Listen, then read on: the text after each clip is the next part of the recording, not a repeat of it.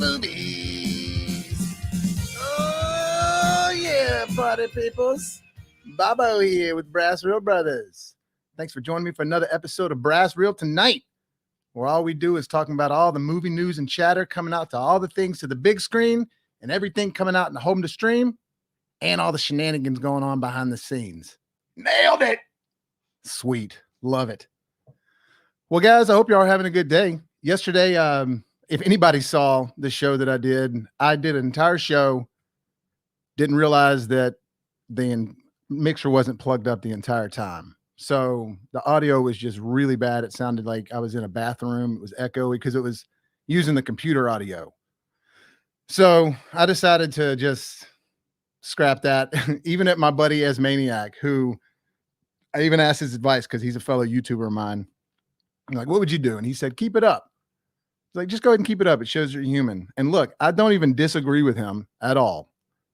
But my neurotic brain was like, in the future, that's going to be up on there. And people are going to look at it and be like, why does this happen? It's not going to fit along with all the other And so I was like, I'm taking it down. So it was only like 7 or 8 views anyways by the time I took it down. So that's fine. So sorry to the hardcore fans that were paying attention to that, and it got dropped, or if you were watching it, it was dropped right when I took it down. I just couldn't get it off my mind. It was eating me up, so I had to take it down.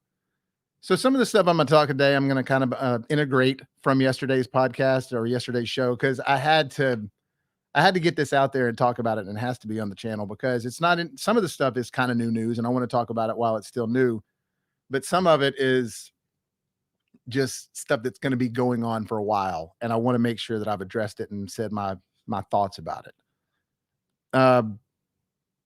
In some fun news, tonight, I'm going to see Suicide Squad. I got some screener tickets to that.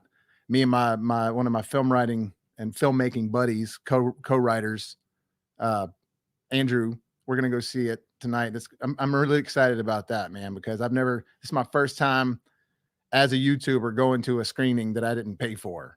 So that's kind of exciting. That's, to me, a milestone. I'm crossing over a little bit. I'm going to do a review of it. I'm going to be able to do a review earlier than I normally would because I'm getting to see a little bit of a screening, and it's not that much early. It's just 2 days early.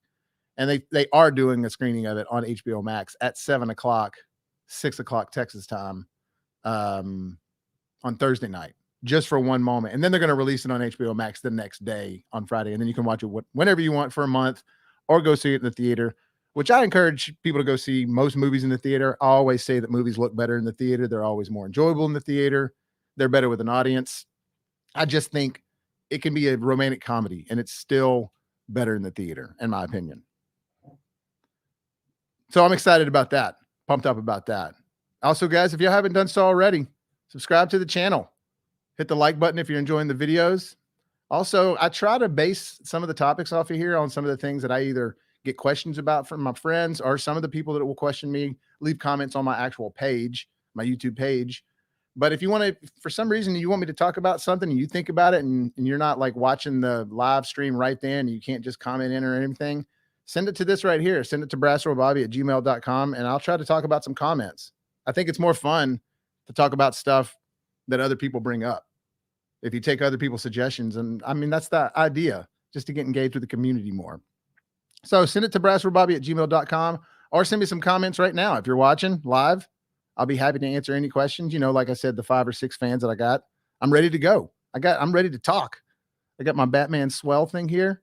Swell's kind of like a brand. You guys know, like, what is it? The Yeti. This is like the cooler one. This thing stays cold for like 20 hours. Look at that. Old school Batman, Adam West style. Beautiful. Anyways, I'm ready to go. American Clear. I even accidentally put American Colors on today with Optimus Prime, Stranger Things. Looks like I got somebody chiming in over here. Oh, Asmaniac, what's up, buddy? Good to see you. All right. I'm sure you can tell the difference today, that it sounds way better, right? I mean, you got to at least agree with me there. So I couldn't help myself. I had to take that other one down, buddy. I'm sorry. Like I said earlier, it's not that I didn't agree with you. I did.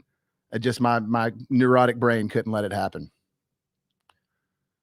Well, let's get started real quick, guys. First off, one of the things I talked about yesterday that I wanted to bring up again today is that Lord of the Rings they're getting going on production of their show. And it just was released a while back that Lord of the Rings was bought by Amazon for $465, $465 million just for the rights of the show. And at that point, I didn't realize that they hadn't started the show yet as far as filming. Well, they just announced that it's like completed filming on August 2nd. And they released this image right here. Obviously, it looks beautiful. It looks like it's going to be something that's like some sort of prequel type deal. And they've said it's going to be that, like more of a prequel story. It's not going to be focused on Frodo or Bilbo or any things like that. It is going to be based in that Middle Earth type area, but it's not going to be based on any of the characters you have known coming up. Now, I said this yesterday, but I'll say it again. The Lord of the Rings trilogy, to me, is arguably one of the best quality Oscar award-winning style trilogies ever made. Like, yeah, there's great trilogies. The Dark Knight trilogy is awesome, but not all of those movies are Oscar worthy. There's plenty of other good trilogies. The Star Wars trilogies, amazing, especially the original one. I say amazing. Only the original one's really amazing. But as groundbreaking as that was, and is, fun, and how many, I can't count the many times that people told me, oh, when that was out in the theater back in the day, I saw that 20 times in the theater. Yeah, they're great, but they don't have the Oscar acting in it. Just everything about Lord of the Rings really holds up as a quality film. It's juicy, and it was done with a lot of practical effects. It wasn't done with a lot of CGI. I mean, yeah, there was CGI in there, of course, they had to, but a lot of that was layering over atmosphere and battlefield scenes and stuff like that. But as far as like the creature effects, a lot of the creatures were makeup. A lot of the people had makeup, to turn them into something. It wasn't any sort of de-aging CGI they use now, or just altering CGI the way they use it now. Now, The Hobbit, that was a little bit of a different story. That trilogy, while I still enjoyed it for what it was worth, it wasn't what The Lord of the Rings was. Now, granted, it's supposed to be more of a children's story anyways, but they shouldn't have, divided it up into 3 films, which I do feel like they got better as along the films went. Desolation of Smaug was better than Unexpected Journey, and I think that Battle of Five Armies was better than those. But it still just was cartoony. It had this polished look to it that I just didn't really care for a whole lot. And I never could just get in, like Lord of the Rings, it's got a darkness to it in certain moments that's just like, ooh, man. And the way they portray the 2 towers and all that stuff, it's just really, really dark. Thought it was great. So I'm excited to see what they do with this.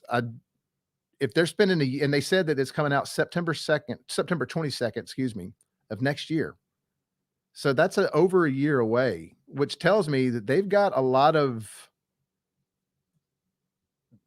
post-production they're really going to set some effort into, which in a show like this, they got what they needed in filming, and hopefully they did. But I think that they need to focus on post. In a show like this, sometimes what can ruin the quality of a show that's supposed to be fantasy, because at some point you can't build sets. You can't build a castle that's massive like that on a set. You have to CG that.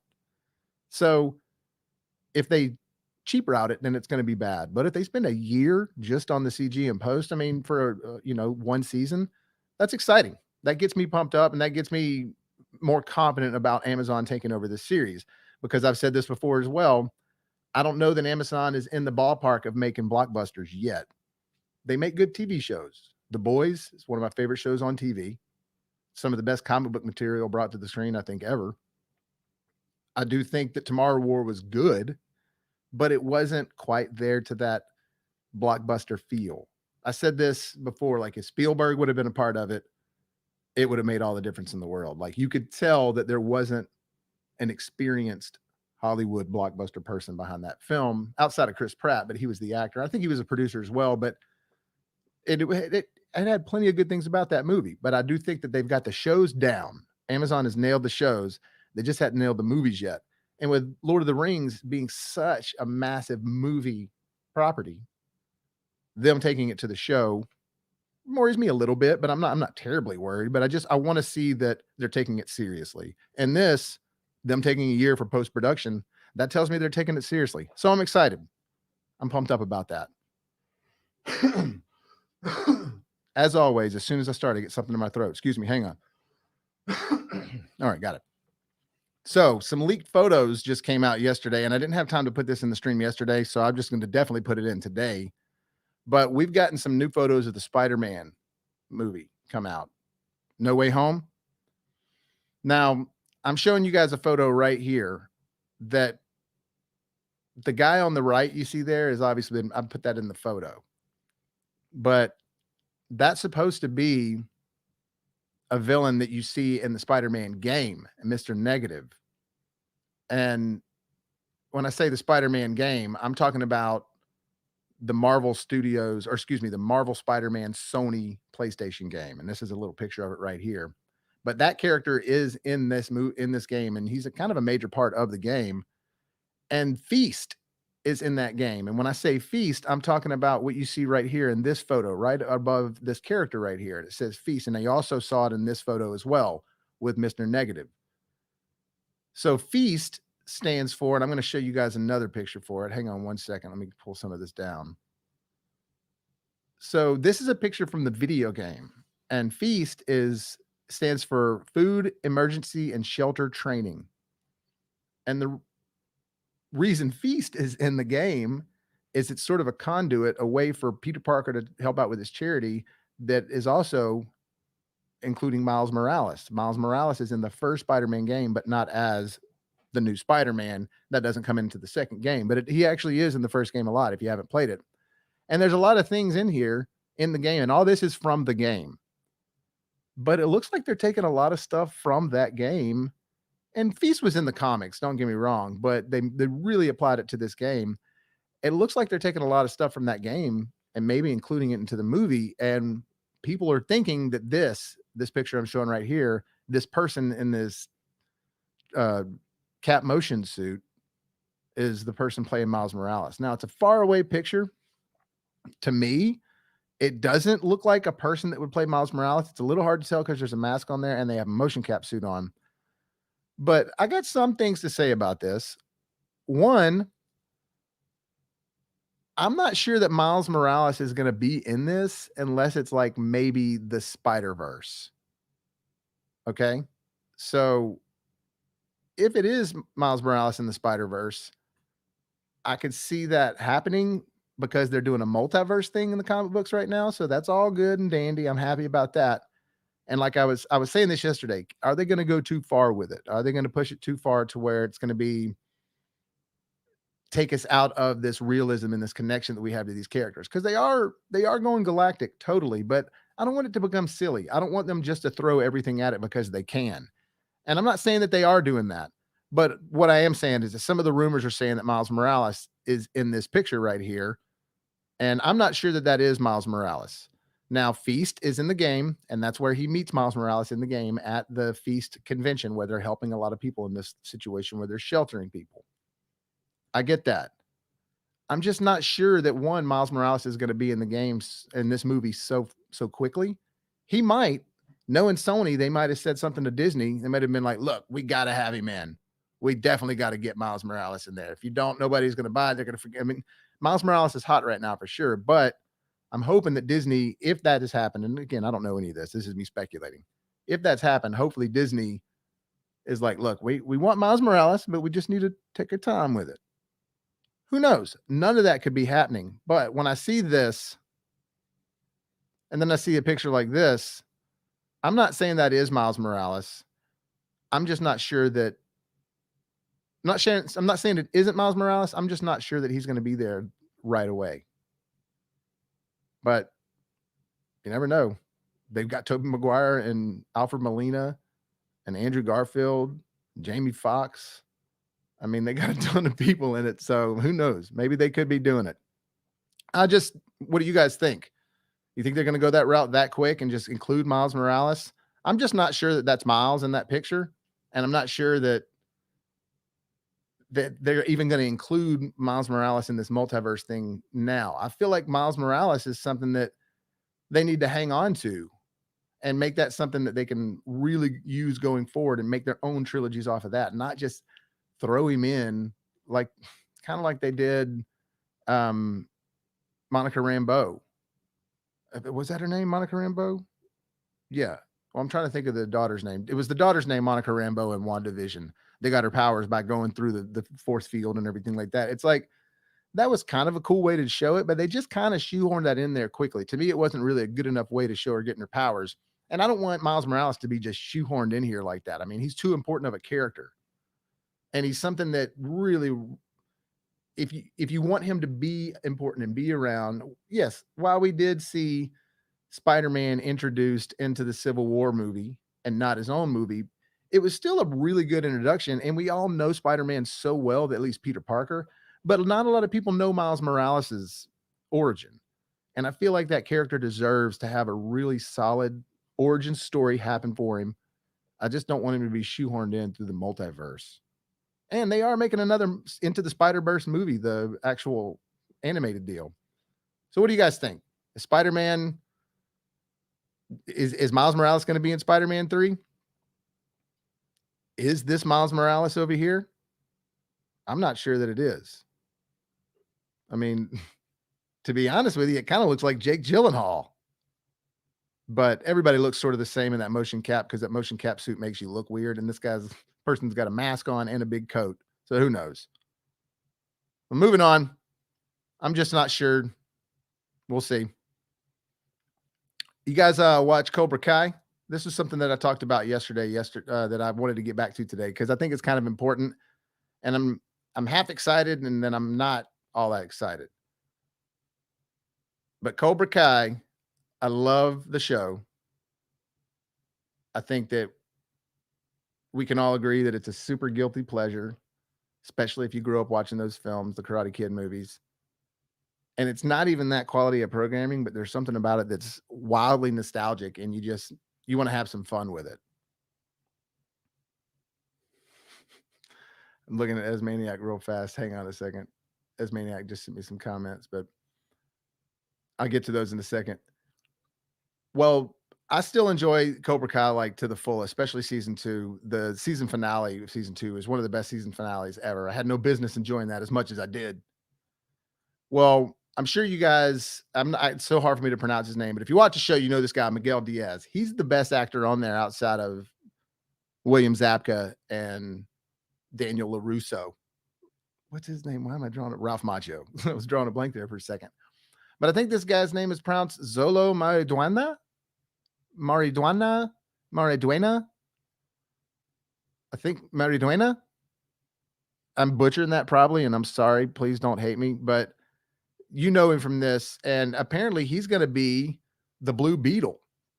Now, the Blue Beetle is a big character in the comic books for the nerds, but he's not necessarily a huge comic book character for what I like to call the casuals. So I'm excited for this movie to come out. I'm not sure if there's going to be a lot of people super excited about it, but they are doing the version. There's been 3 versions. This version they're using, because they're using Miguel or Zolo, is the Jaime Reyes, and that's how it's pronounced, is Jaime, because he is of Mexican American descent in the comic books. But he's the 3rd of 3 Blue Beetles, and they're just skipping over Dan Garrett and Ted Kord, who is which most of us comic book fans grew up with. They're just going straight for the Jaime Reyes. I understand that. It's kind of the same thing that they did with Captain Marvel. They wanted to go straight to the female because they wanted more inclusivity. They wanted more inclusivity. And I like that. I think that's a good thing. Include everybody. It makes it more fun. It makes it more interesting. It opens it up for more depth, more stories. I'm all about that. But at the same time, it's kind of like if they just skipped over the main original one, it's not that I don't want to see the other one. I just want them to cover it. Like for me, one of the perfect examples they did it in was Ant-Man. The way they made Scott Lang the new Ant-Man, but they talked about how Hank Pym, which was Michael Douglas's character, how his old school life, they highlighted that enough to where you felt like Hank Pym was a character, and Hank Pym is a main character of all 3 films, or with at least the first 2, and he's going to be in this 3rd one as well. So that was a really good way they did that. And I hope that if they do, they go with something sort of like that. Now, this is just some sort of fan image, but as silly as the Blue Beetle can look in the comics, they can make anything look cool. You know what I mean? They can make the Yellow Jacket and Ant-Man look cool, and they can make Blue Beetle look cool. My worry is that it's coming to HBO Max. Okay. That's my worry. Just like the Batgirl movie.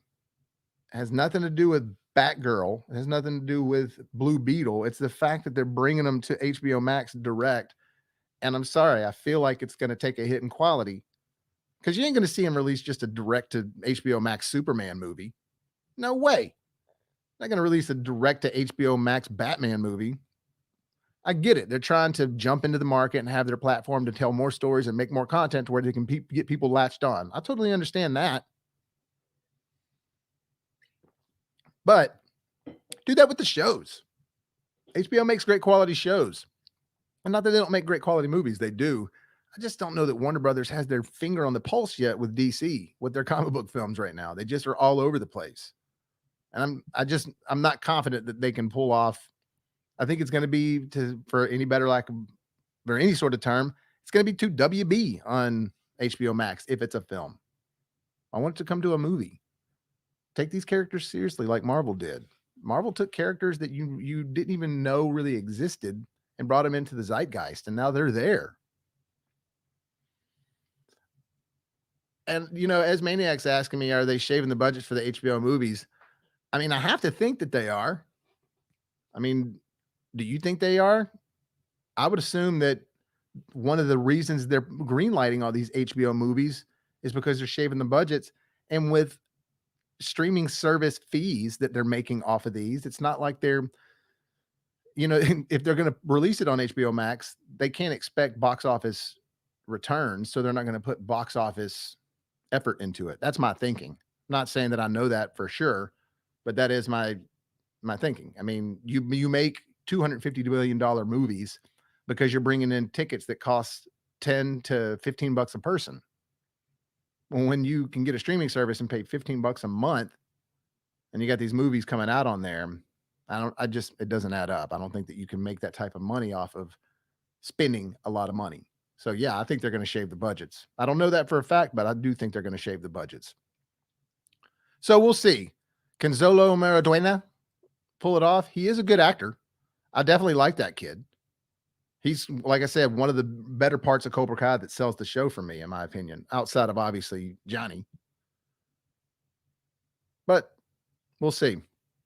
Moving on. I talked about this a little bit yesterday, but I have to talk about it again. So if anyone, I know everyone remembers it, but if anyone liked the Michael Bay Ninja Turtles, which I call it that, he didn't direct them, by the way. A lot of people think that he directed them. He didn't. He just produced them. His production company helmed them. He had nothing to do with directing them, which I take that back, though. I'm sure he was on set occasionally being like, do this, do that, do this. He's Michael Bay. From what I understand, he's a control freak. I don't know him. That's just what I've heard. But if you like the Ninja Turtles, there's some news aboard.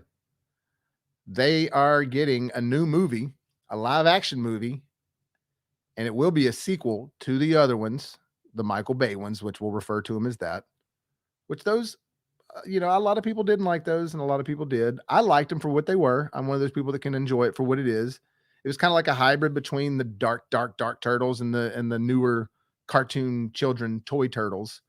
And I thought they did a good job with making it sort of its own thing, and I can enjoy it for what it's worth. It's not near as good as the 1990 version, the original movie. Everybody loves that one. I think that one's just a fan favorite across the board. But even with Secret of the Ooze, it started getting silly. I like this one better than those movies, personally. So, and Go Ninja Go as Maniac. That's just something from yesterday, from the Lost episode. But this will be a sequel, and it's going to be an SNL lead writer writing it, and no other than Colin Jost and his brother Casey Jost. So I don't know if Casey Jost is a writer on Saturday Night Live, but Colin Jost is. Colin Jost does he's the guy here on the right. Colin Jost does the Weekend Update with Michael Che, which those guys have brought in some really good humor to Saturday Night Live, in my opinion. They've been really topical, and they've done it in a good way. They don't take themselves too seriously. They make fun of themselves left and right, which I love that. And they write good content. So the fact that they're writing the live action one, that's interesting to me. I mean, I didn't know that Colin Jost I know he's got writing talent. I guess, those guys are writers first and foremost. They don't just come up with jokes. I think they have to show that they can be writers, and then they also have good jokes. That's my thinking. So I don't know. Maybe this would be cool. Did you guys like the other turtles or not? Like I said, it was something that I enjoyed. There's some things I would have changed for it for sure. No question about that. I mean, I definitely think that when Michael Bay said they were going to be aliens and everybody was just like, boo, they were like, okay, sorry, we'll change that. But I enjoyed this for what it was worth. I really did. I had a lot of fun with it. Nothing's going to ever top the 1990 version. At least nothing has yet. Maybe one will one day. But that's not the only thing that's in the works either, though, because I don't know if you guys remember the movie that came out before the Michael Bay one started. It was in the theaters and it was an animated one. It was called TMNT. And it was actually like a sequel to the first three films, the original trilogy, the Ninja one, The Secret of the Ooze, and then the original 1991. It literally was a sequel because they would show him living in the little same subway area that looked the same. It just was animated. And I don't know if they've come out and just said, yes, it is a sequel, but it feels like a sequel when you're watching it. They said everybody feels that it is. Everybody just agrees that what it is. They're trying to make you feel like it's a sequel for sure. Well, not only is that live action movie in play, but Seth Rogen is writing a movie for him that's an animated one, a new animated one coming out. So they've got a bunch of Teenage Mutant Ninja Turtle projects working out right now. I mean, Seth Rogen, he's funny. We'll see what's up. Maybe he'll bring something back to the characters that's cool. Some humor. I don't know, but doesn't Seth Rogen do like dick and fart jokes a lot? Now, don't get me wrong. He's done some serious stuff recently. He has. I don't want to take that away from him. But maybe that's what'll work for the Ninja Turtles. He's probably a huge Turtles fan. Probably grew up with them. That could be fun. I don't know. We'll see. But I'm excited about all the Turtle stuff just because I want to see what happens. Doesn't mean I'm always satisfied with it, but I love the Turtles. I grew up with it. It's nostalgia for me. So a lot of that's important. If you watch any of my reviews, you'll see that, which by the way, check out my reviews on my channel too. Hot, fresh popcorn reviews. It's all new movie reviews. I do at least one a week, but sometimes I do two a week, depending on what's coming out. Like this week, I'm doing the Suicide Squad one for sure after tonight. And that might give me some more time to do another one. But anyways, I do like a lot of nostalgic things. And that's like I was mentioning that I have even videos about why I like movies that are just based on nostalgia. And partially the Ninja Turtles movies, that's half why I go see them. I'm going to almost always like something about it because it's just Ninja Turtles. It's kind of like that Star Wars complex. Even though I hate Rise of Skywalker, I still like it because it's Star Wars. And so I still will watch it occasionally because it's Star Wars. But I'm always disappointed when I watch it.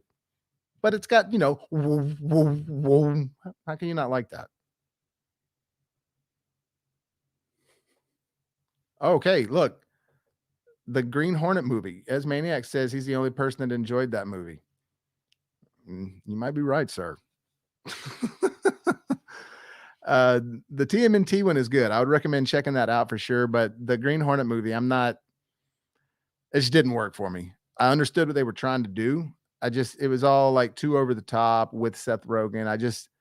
It was too much of an oil and water situation, in my opinion, and in most everyone else's opinion. But hey, you like it? That's beautiful. I don't want to take that away from anybody. My opinion is just my opinion. Speaking of opinions, what do you guys think of the lighting? Does it look better today? I'm trying not to be so washed out. I'm trying to work with it all.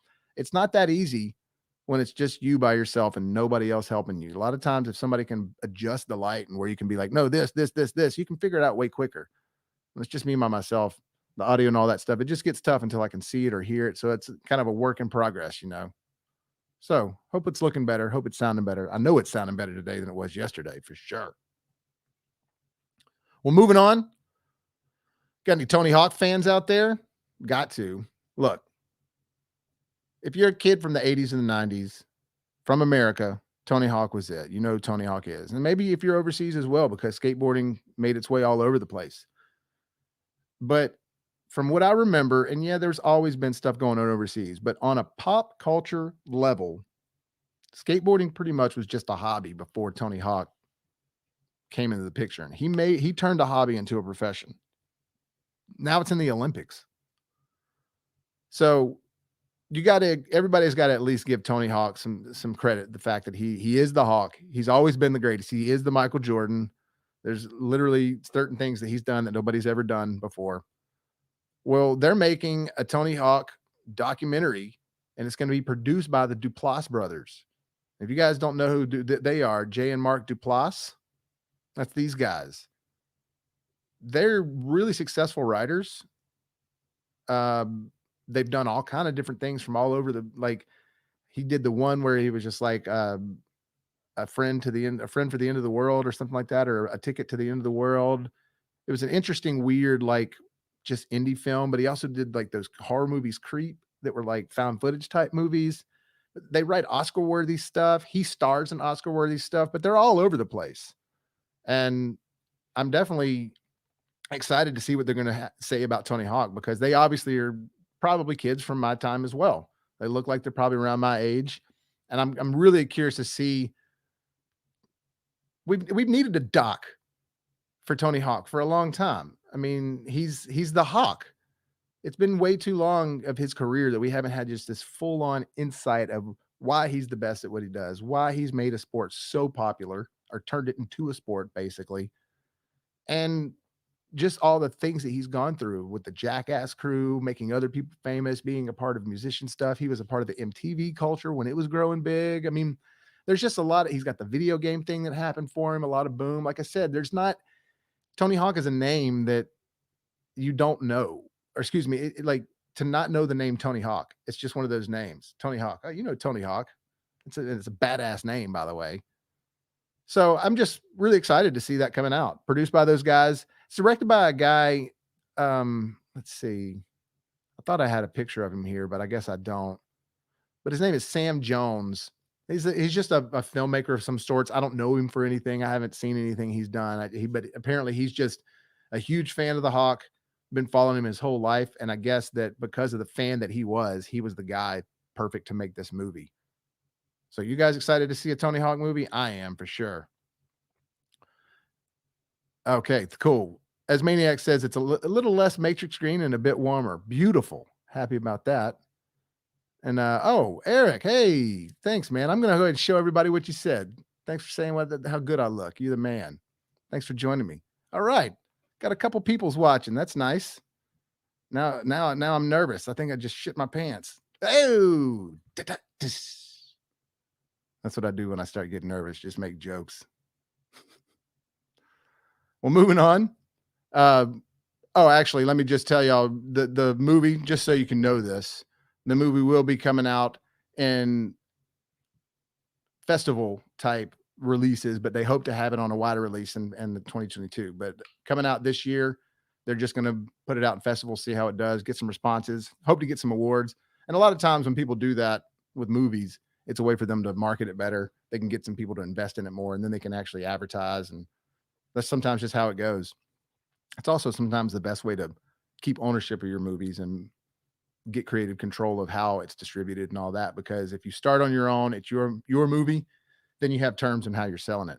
But if you start working for a studio immediately, that's never your movie. Your name's just on it. That's it. So J. Mark Duplass, it looks like they're doing this themselves, start from the ground up. So that's cool. Happy for those guys.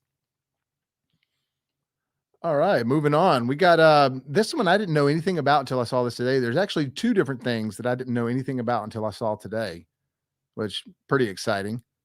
There's a new movie coming out on Netflix called The Harder They Fall with Regina King, Lakeith Stanfield, and one of my man crushes, Idris Elba. Oh, I love that guy. But man, I didn't hear anything about this, but I saw the trailer today and it looks awesome. And it's like a modern day Western. Pretty dope, but it's going to be coming out soon. And like I said, didn't know anything about it, but it follows this outlaw, Nat Love. Oh, Jonathan Majors is in it as well, but he's just not in this picture. But they discover this enemy, Rufus Buck, being released from prison, and they round up this truck gang him and track Rufus down and seek revenge. Good old revenge Western. You got to love that. Because let's face it, when you have Westerns, I don't want to really see a love story. I don't want to see anything about, growing up on the farm and all that. I want to see some grit. I want to see some shootouts. Come on, Tombstone, that's everybody's favorite Western. Lonesome Dove is actually my favorite Western, but that one's like, 4 hours long. It's a little bit of a chore to get through, maybe even more like 6 hours long now that I think about it. Yeah, I think it is 6 hours long. But that's more of a masterpiece. That's an epic. But Tombstone, you can be a person that you can be like, I don't like Westerns. And you watch Tombstone, you'll be like, that movie was badass. So I'm hoping this is the same thing too. I mean, look at this picture of Idris right here. Boy, I love him. Everything that he's in, I think he's great. I think he's one of those actors that was just born to play any role you want him to. I've seen him do country accents in movies. I've seen him do his natural British accent. Seen him do New York accents, American. I mean, he's just awesome. He knows what's up, and I'm excited to see him be a cowboy. I think that'll be dope. Because he kind of was. He had a country accent in Prometheus. I don't know if you guys ever saw Prometheus, but one of my favorite Ridley Scott films. Completely underrated in my opinion, but he was awesome in that with his country accent. Also, lately there's been this surge of, I say lately, in the past 2 to 3 years, but especially here recently, this surge of female revenge movies. Now, I don't have a problem with that at all. I like that. I like to see anybody kicking ass, especially if it's a revenge plot. I just said that about the westerns. But I don't like it when Hollywood gets bandwagony, when they just keep jumping on everything because somebody else is doing it. And they've done it again. So we got, I don't know if you guys saw this movie, Jolt. It was not good. And this is another example of what I was talking about, how Amazon's just not quite there with their original movies making these blockbusters. This just with Kate Beckinsale. I love Kate Beckinsale, by the way. She's in my top 5. But this movie was just, it's not that she didn't try hard. It's not that they didn't make an attempt to make it good. It just was too much of one thing and not enough of other things. Like I didn't care enough about it when I was watching it. And I don't know. It just felt like that it was when you press play and you're watching the movie, it felt like they were like, all right, y'all ready? Let's film this action scene and get it over with. I didn't feel like there was any like true heart or anything at stake when I was watching it, even though there was. Well, this movie I just saw again, didn't know anything about this until I saw the trailer for it earlier. This movie coming out called Kate. Now, look, this is Netflix version of Jolt. Jolt was Amazon, and now Kate is Netflix's version of it. However, this movie looks badass, and it's got a Mary Elizabeth Winstead in there, which I love her.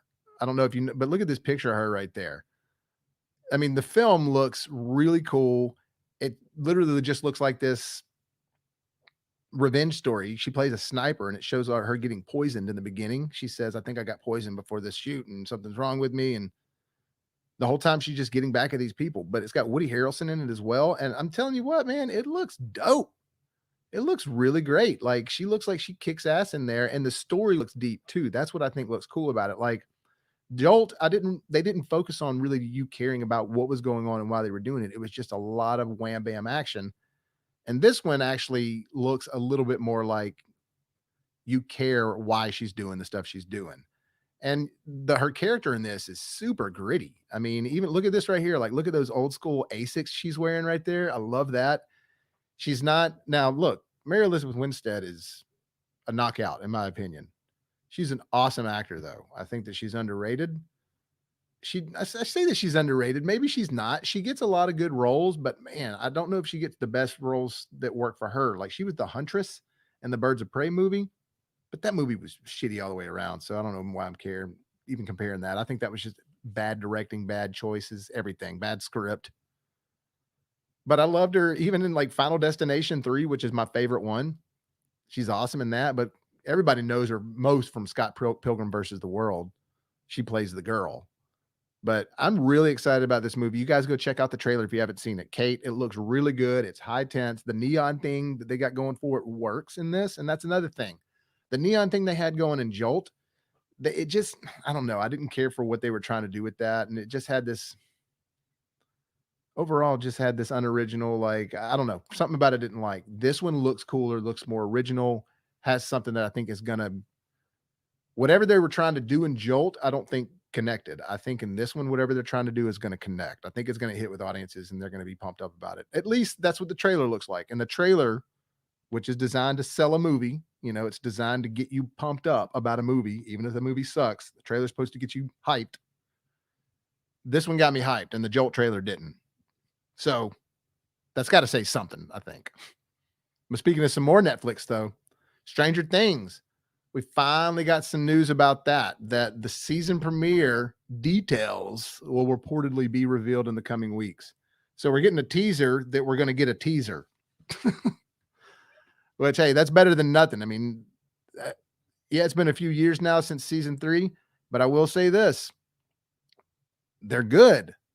You know, they take their time to make something original, something cool, and something quality. A lot of people said they didn't care for season 3. I thought season 3 was great. I thought it was dope. And real quick, I want to answer a question real quick. As Maniac, he just says, "Why do Americans love him so much?" Who was I talking about? I'm sorry. I apologize. Was it Idris Elba? Is that who you're talking about? I don't know why. I love Idris, man. I just think he's awesome. Everything about him is appealing to me. He's just cool. I like him on the screen. Anyways, Stranger Things 4, though. We all know that Hopper is alive. Everybody knows that Hopper's alive. I think that we can agree on that because at the very end of season 3, spoiler if you haven't seen it, at the very end of season 3, he's in Russia. You don't see him, but you hear the Russians talking about how we think the American he knows something, or the American's still in the cell. And they got to be talking about Harbor, because all that happened was Harbor is he went through the portal or whatever and went to the other side, I guess, or to the upside down.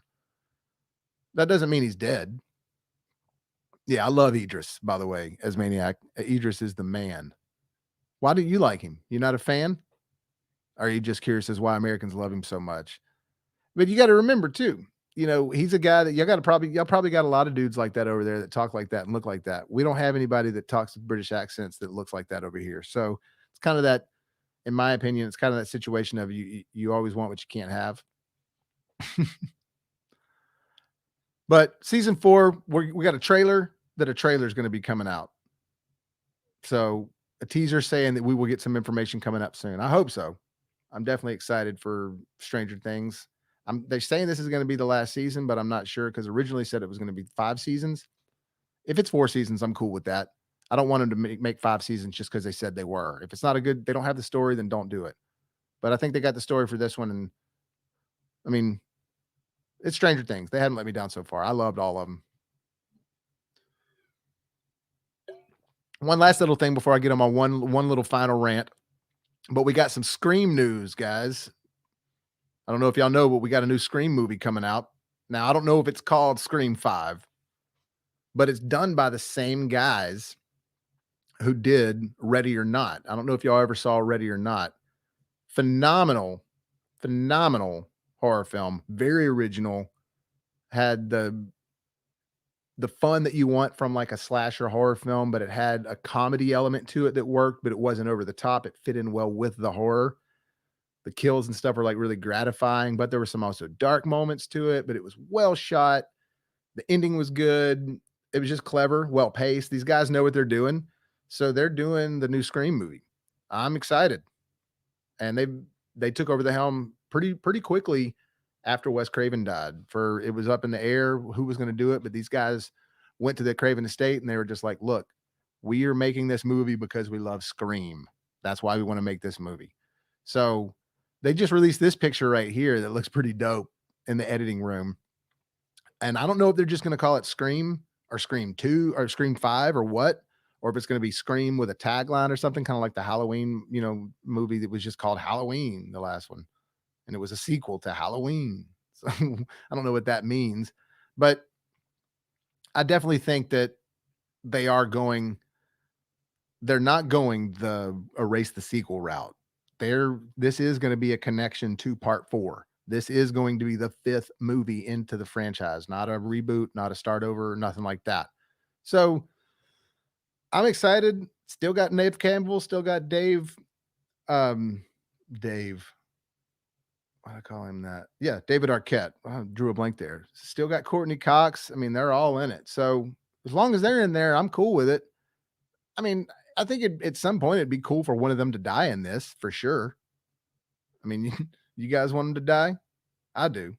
At least one of them to die. I wouldn't mind if Sydney died, to be honest. Let's get Sydney out of here. It's time. However, there is something kind of cool that it's one of the only horror franchises where all these people just keep surviving. Most of the time with the horror franchise, they switch characters and they kill them off in the next one. And then that person survives, but then they die right in the next one. So it is kind of cool that we've had, I mean, Randy died, God rest his soul, in part 2. But other than that, most of them have stayed alive. I guess Liev Schreiber died, but he wasn't really a main character. He was a side character. Cotton Weary. So yeah, Scream 5. I'm pumped up about it. It's coming out next year. The big thing that they're saying right now is there's going to be a lot of Easter eggs in there that you'll be, I don't know. I don't know what that means. If it's going to be Easter eggs for the upcoming franchise or if they're going to tease spinoffs or what they're doing. But maybe they signed on for 3 movies. We'll see. I'm excited about any horror coming out. Not only are movies back, but horror's back. So let's bring it on, baby. All right. So to the main topic of the day and the main topic of yesterday. I'm not going to go on too long about this. I'm just going to go on for a few minutes. But Marvel and Disney are in an uproar right now. I'm sure you guys know of it, but it's all because of them releasing their movies on Premiere. And it's the Premiere Plus. I mean, that meaning the Premiere Plus is on the Disney Plus streaming service. You can pay for Disney Plus, but then when they release their movies into theater, like Black Widow, Cruella, Jungle Cruise, this time you can have the option to pay $30 for it, or you can watch it in theaters and pay the $10 to $15 a ticket. Well, the problem with that is that if you pay $30 for it in a household, you can have 10 people watching it. 10 people can be at your house, 20 people can be at your house, all watching this movie, and you're just not making the money that you need to make at all, especially on these big budget summer movies. Well, Disney breached the contracts by doing this. They did it with Cruella. They did it with Black Widow. I'm not sure if they breached a contract with Jungle Cruise or not. I just don't know. But I do know that they did with Black Widow and Cruella. And the contract breaching meaning that not only are these stars in the movies, Emma Stone, Scarlett Johansson, but their contracts usually have something built into them that once the sales get past a certain point, the studios don't make any, or once the studio makes their money back to a certain point, then they can start getting money off the back end of the sales. These actors that sign to like 10%, 15%, 20% of this or whatever, 5% of this, and they get merchandising sales. All that stuff is after the studio makes their money back usually. And they're producer of these films too. I know that Scarlett Johansson had some of her own money even tied up into this film. Well, by Disney Plus just going ahead and saying, no, we're going to release them on Disney Plus Premiere and release them in theater. I just think it's impossible to make your money through Disney Plus like that. You can make money through Disney Plus, but there's a reason the Disney Plus shows, the Marvel Disney Plus shows, have a TV quality to them some of the time. Yeah, they feel really good TV quality, but they don't feel like the movies. They don't feel like Endgame, which were just massive, massive, high budget, high quality films. But that's cool when you have the separation on Disney Plus. But you need those big budget blockbuster movies in the theaters and only in the theaters so you can make that major money. So you can play in a big field that you've already been playing in. Because if that money's not coming in, and by the way, they don't have the money coming in from their parks. I don't know if a lot of people know this, but the Disney parks is how they make a lot of their money because they just charge hundreds of bucks. You can spend hundreds of dollars there as a family, thousands of dollars there as a group a day. So they know what they're doing with the parks, what they did before the pandemic. And now with that money not coming in and they're not making the money they need to on the box office smashes, people are getting pissed and Scarlett Johansson is suing. So there's a war between Marvel and Disney right now. And I think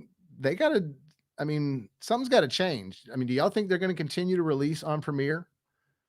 Because Scarlett Johansson is suing because they breached the contract. They did it wrong. They didn't consult her. They didn't say anything about it. So I personally don't know if they can continue to release on Premiere. I think Kevin Feige has been like, yo, bitches, this ain't what we had in store here. This is not what we talked about. Because look, not to give a little lesson here, but let me just explain this real quick. Marvel Studios is a company that was bought by Disney. Marvel Studios still operates and does its own thing. Disney just gives them the money they need, but Marvel Studios is expected to bring in the money, and they're also supposed to get the money back to a certain extent. So, for example, A lot of times Marvel Studio will pay for a lot of the film. Disney will pay for this much of the film. Let's say Marvel Studios pays for 80% of it. Disney will pay for 20% of it, including the marketing, and they'll distribute it and all that stuff. And it's under their umbrella. They own it.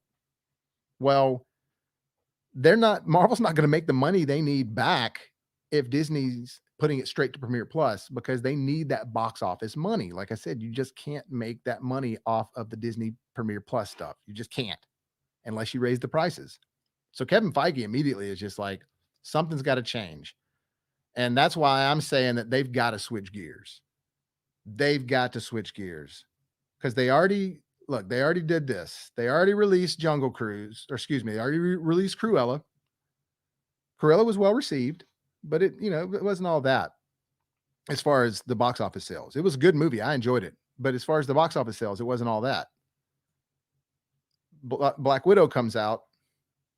It was not that good. And if you guys remember me talking about F9, when F9 came out, F9 did really good, but it was the first one of the summer, and it was only released in theaters. It wasn't released on a streaming platform. So people were like, well, shit, I got to go see this. They made $60 million in the first weekend on Disney Plus off of Black Widow, which tells you that that's 5 to 6 people wrapped up per million. Okay, so let me break that back down. That's a poor analogy. So if they're releasing one household, that's 5 to 6 people within that household. That's still only $8.99 a month plus the $30. That doesn't add up to the $10 to $15 a ticket. It just doesn't. So what I was saying is that if they were to make these, like, give you the option, the families the option to go stay home and watch them, if they want to watch them at home, do it for like a $75 option. Because if you got 5, 6, 7 people, that's going to be just the same as going to the theater. You can also eat your own food, not spend that money on that. And you can just don't have the hassle of getting everybody else out and going on and doing that. If you want to do that, but for the one person like me, I'm not going to pay the $75. I'm just going to go to the theater. I feel like it would be a good way to filter that and have everybody, one person go over here because I'm a one person. And then this person, 7 people in a family, well, we're going to go over here and watch it this way. But it's still $75 compared to $30. And I think that might justify it a little better. I think they might be able to do something like that, because you're going to get less sales on Disney Plus that way, as far as the Premiere Plus. But you're going to get more ticket sales in the theater, which is what you need. The ticket sales are going to eventually add up to more. It's just going to bank up to more, because 5 people paying $10 to $15 a ticket is way different than 5 people watching it for $30 plus the $8.99 a month. That's just way different. So, and if I said $5 to $10 a ticket, I meant $10 to $15 a ticket is what I meant to say. So they did it with Cruella. They did it with Black Widow. They just did it with Jungle Cruise recently. And Jungle Cruise did 34.2 at the theaters in the opening weekend and 30 million on Disney Plus, which is half of what Black Widow did. So they're obviously something's got to change. They can't keep doing this, because I enjoyed Jungle Cruise. I liked Black Widow a lot. I really liked Cruella, but I'm going to go see it because I'm a reviewer, but I can't see them doing this again with this. Shang-Chi's coming out very soon. I just don't think they can afford to do this. Do you guys? I just don't think they can. So as Maniac's saying, it costs him $7.99 a month for Disney Plus. I think it may be $7.99 a month here too. Maybe I just said $8.99 because I was remembering wrong. I think it is $7.99 here as well. So Shang-Chi, not only is it part of a bigger franchise than Jungle Cruise, but you got way bigger a fan base in this Marvel Studios than you do Jungle Cruise. So I don't think they can afford to do it with this one, because this is leading up. The holiday season is almost just as big as the summer season now. It used to not be that way, but the holiday season is turning out to be a big deal, especially for Marvel, because they had one movie come out this summer. They had Disney Plus shows, but they have 3 movies coming out this holiday season. So the next one after Shang-Chi, I say Shang-Chi's the holiday season. I guess it's the tail end of the summer technically, but it feels like the holiday season at that point. But then we got Eternals. I don't think that they can release Eternals on Disney Plus. I just don't think they can afford to do that. It's too important. What it's supposed to stand for and what it's supposed to do is just too important. And this is Pulitzer Prize winning material in the comics already. It is, and it's not an ongoing series. It was a mini series, but it really was award winning like that. And from what I understand, it's going to have Oscar buzz on it already because Chloe Zhao's doing it, and everybody said she was great. I just don't think they can afford to release that in Disney Plus. And I'm hoping that the box offices are going to be good for these, but I don't think that they can be good for them unless they strictly release them in theaters. If they release them on Disney Plus, they're going to just lose money no matter what. Like, they're screwing themselves. And I think as time goes on, and again, Fast and Furious 9 did a ton of money in the movies, but it only was released in theaters. But once Black Widow came out, people had the option to do the other, and then it didn't do as well. And I don't think people cared as much about Black Widow because it wasn't an MCU character like Captain America, Thor, or something like that. Jungle Cruise did even less than Black Widow. So on that track record alone, they can't release Shang-Chi or Eternals in there. And I know for a fact that the box office sales are not going to come in at all if they do it on Disney Plus for this, for sure. So they can't. There's no way they're going to put Spider-Man No Way Home on Disney Plus premiere. I'm not saying that it won't happen, but I would almost bet money that they can't do it. I think they're in a transitional phase right now. I mean, we've seen things change like crazy, all over the place. Yeah, Warner Brothers is putting their movies out on HBO Max. Yeah, we get all that. And they were doing that, and they said they were going to do that. They put a trailer out for it and everything. So they kind of got to stick to their word.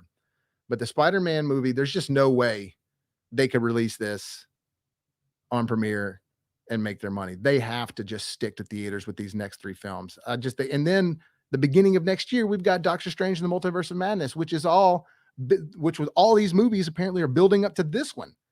And that's going to be a February film. You can't release a February film and expect it to make money in Disney Plus premiere and in theaters. It can only be in theaters if you expect it to make money. I'm sorry.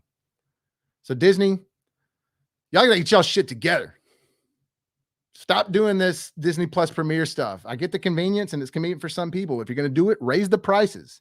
And if you're not going to raise the prices, then just do it only in theaters. It's got to be one of the two. You can't make money if you're going to release it in Disney Plus premiere.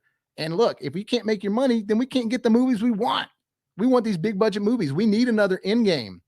We need this to lead up to something like another Endgame. And if it can't, because the money's not coming in, yeah, the money's weird in the whole states and in the whole world right now. Everybody's weird with their money. But you got to stop doing this Disney Plus stuff, man. Stop releasing these big films like that. As Maniac says, as soon as it hits Disney Plus premiere, it's taken by pirates and readily available. So I agree. Stop putting it on Disney. You're right, man. That's exactly what's happening. So not only are you losing money because people are paying less for it on Disney Plus, but then you got pirating. That's a whole other issue on its own. So yeah, they got to stop doing it. Well, guys, I don't want to hit over an hour. That's it. We're going well. I'm doing good on this one today. So thank you so much for tuning in. And I hope it all sounded better. And remember, if you want to put something if you want to give me something to talk about later after this show, just send me some stuff right here to brassreelbobby@gmail.com.